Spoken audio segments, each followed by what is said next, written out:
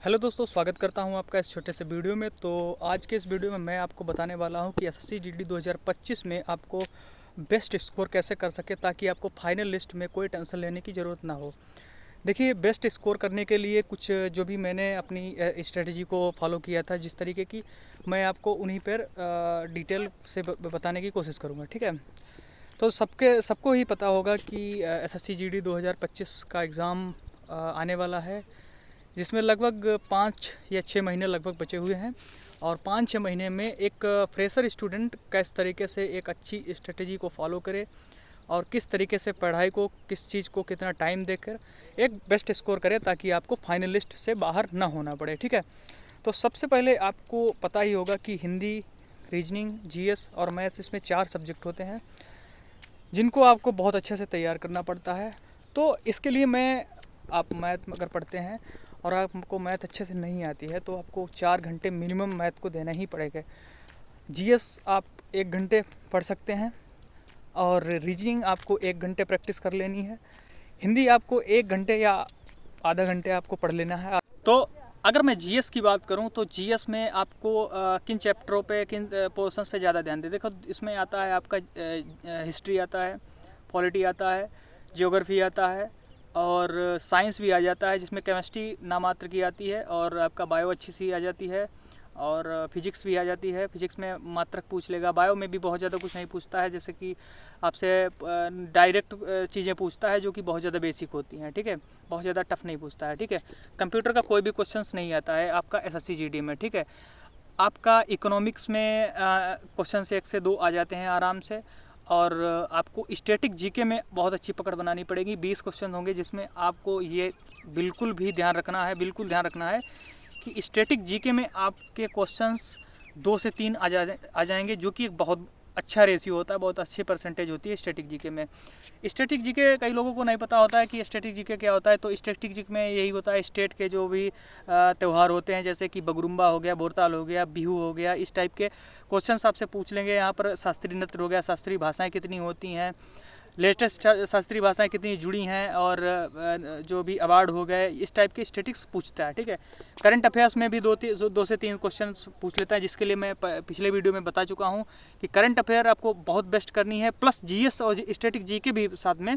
तो आपको कुमार गौरव की 6 बजे 6:30 बजे की क्लास आती है, आपको उसको अटेंड करना है, डेली अटेंड करना है। कोई भी प्रेशर नहीं लेना है, केवल आपको देख लेना है, बस दिमाग से हटा देना है। आपको कई क्वेश्चंस ऐसे होते हैं, 90% क्वेश्चन आपको इतने रिपीट होंगे कि आपको याद हो जाएंगे। ठीक है। स्टैटिक जीके में आपका कैपिटल हो गया, राजधानी हो गए, मुद्राएं होंगे देश के, थोड़ी बहुत वर्ल्ड हिस्ट्री भी थोड़ी बहुत स्टैटिक्स में पूछ लेते हैं। ठीक है। ये पोर्शन हो गया। हिस्ट्री में अगर मैं आपसे बताऊं, तो हिस्ट्री 3 भागों में डिवाइड होती है, जैसे कि आपकी हो गई medieval, old history, ancient history और मॉडर्न हिस्ट्री। तो एसएससी जीडी में एसएससी स्पेशली तो पूछता है मॉडर्न हिस्ट्री के बारे में, और मिडाइवल में थोड़ा उससे कम पूछता है, और अगर एंशिएंट हिस्ट्री में अगर पूछेगा तो वैदिक पीरियड से कुछ क्वेश्चन और हड़प्पा से पूछ लेगा। ठीक है। नेक्स्ट आता है इकोनॉमिक्स। इकोनॉमिक्स को आपको अच्छे से पूछ लेता है, जैसे पंचवर्षीय योजनाएं आती हैं। पंचवर्षीय योजनाओं में जो कि पूछ लेगा कि मॉडल कौन सा था, हैरड डोमर मॉडल आपने सुना होगा कई लोगों ने। तो जो भी पंचवर्षीय योजनाएं हैं उनको अच्छे से पढ़ लेना है, और जो भी सेक्टर होते हैं उनको अच्छे से पढ़ लेना है, क्योंकि उसमें 2 से 3 क्वेश्चन आ जाते हैं। थर्ड आपका आता है कि भूगोल। भूगोल को आप 1 या 2 क्वेश्चन आते हैं, क्योंकि भूगोल इस टाइम एसएससी भूगोल से क्वेश्चन बहुत कम उठाता है। ठीक है। अब आपका साइंस आ जाता है। साइंस से 1 या 2 क्वेश्चन आराम से आ जाते हैं। ठीक है। तो साइंस आपको बायो और फिजिक्स को अच्छे से तैयार करने, केमिस्ट्री आप छोड़ सकते हैं, कोई दिक्कत वाली बात नहीं होगी। ठीक है। आपका इतना जीएस कंप्लीट हो जाए तो मुझे लगता है ये बेस्ट होगा। ठीक है। स्टैटिक पे अच्छी पकड़ बना लेनी है, क्योंकि स्टैटिक से अच्छे क्वेश्चन आ जाते हैं। ठीक है। दूसरा आपका पोर्शन आता है रीजनिंग। रीजनिंग में आपको क्या क्या करना है, किन किन चैप्टरों में। इसमें चैप्टर तो बहुत होते हैं, आपको केवल कैलेंडर और घड़ी जो होती है, क्लॉक होती है, इनको आप छोड़ सकते हैं, घड़ी को छोड़ सकते हैं। कैलेंडर को आपको पढ़ना पड़ेगा, क्योंकि कैलेंडर में 1 या 2 क्वेश्चन आ जाते हैं। ठीक है। लेकिन बहुत कम पूछते हैं, बाकी आपको सभी पढ़ना पड़ेगा। आप प्रैक्टिस करते रहिए, आपकी रीजनिंग तैयार हो जाएगी। आपको कुछ भी अलग से इसके नोट्स नहीं बनाने हैं। अगर आपको लगता है कि इस चीज़ के नोट्स बनाने हैं तो आप नोट्स बना सकते हैं, नहीं तो आप बिल्कुल इसकी प्रैक्टिस सेट करते रहिए आराम से। पहले क्वेश्चन आए, आपको क्वेश्चन अटैम्प्ट करना है, अगर नहीं होता है तो आप टीचर से सजेशन ले लेते हैं। बाकी इतना ही रीजनिंग का, इतना ही आपको करना है। थर्ड में आपका रह जाता है मैथ्स। तो मैथ्स के लिए केवल एक ही चीज़ है, प्रैक्टिस प्रैक्टिस प्रैक्टिस। और आपको मैथ्स के लिए मैंने आपको टीचर सजेस्ट कर दिया है, फ्री क्लासेस पर ही हैं, आपको उनको एक बार कर लेना है, उसके बाद प्रैक्टिस पे आ जाना है। तो मैथ में आपको कम से कम नहीं तो 4 घंटे आपको देना ही पड़ेगा, 4 नहीं तो 3 आराम से दे सकते हैं।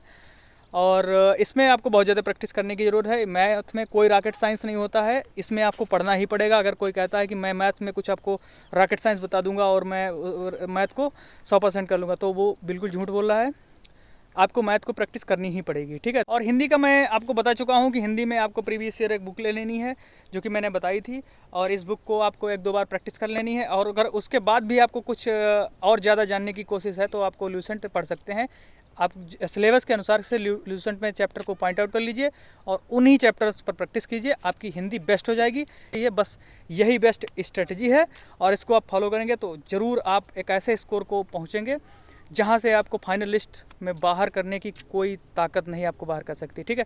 तो इस वीडियो में मैं इतना ही रखूँगा। अगर और कोई क्वेरी रह जाती है तो आप बताइएगा, और अगर यहाँ तक आप आ चुके हैं तो प्लीज़ वीडियो को लाइक कर दीजिए और चैनल को सब्सक्राइब कर दीजिए।